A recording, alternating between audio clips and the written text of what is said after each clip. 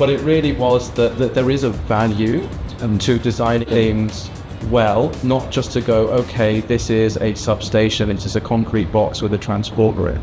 Yeah. I don't think that is really bringing out the real value of our built environment. What we try to say is we have over 500 properties in our portfolio with over 20 countries. What we see value is our asset is different. It has high occupancy. It has high human traffic.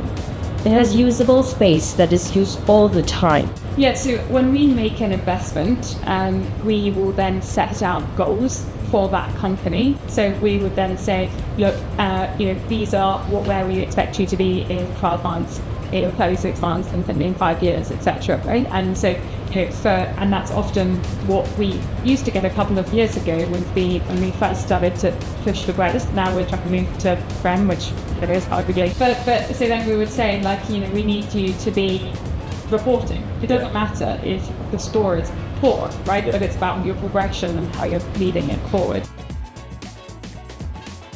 Yeah, around in Asia, we had around 90% data coverage on average, which is really good. If you look at globally, that was around 70%. Asia's doing a lot better than the global average all put together.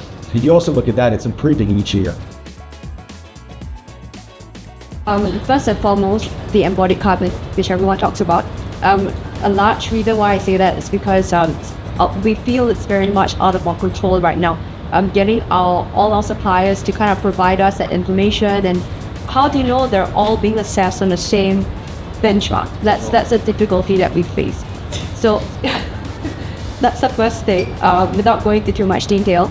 Next is we're still on the journey. I think while we do have the basics of energy, water, and waste data, GRESB really helped shape us to make sure, we're getting our data in place. I think what plagues us is not about the fact that we don't know what we need to collect, the data that we need.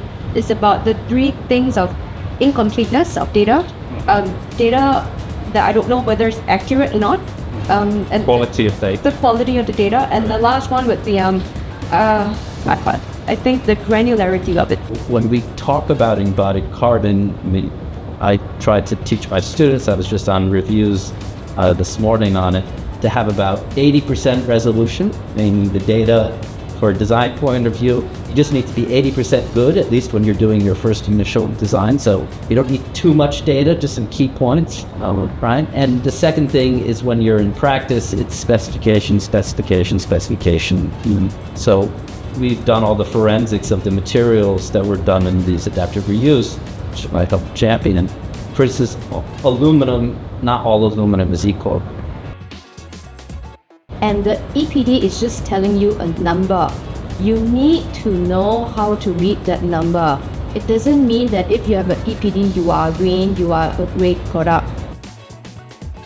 When you are working with businesses that are across as part of the Know Your Customer, that there are no human rights violations, there are no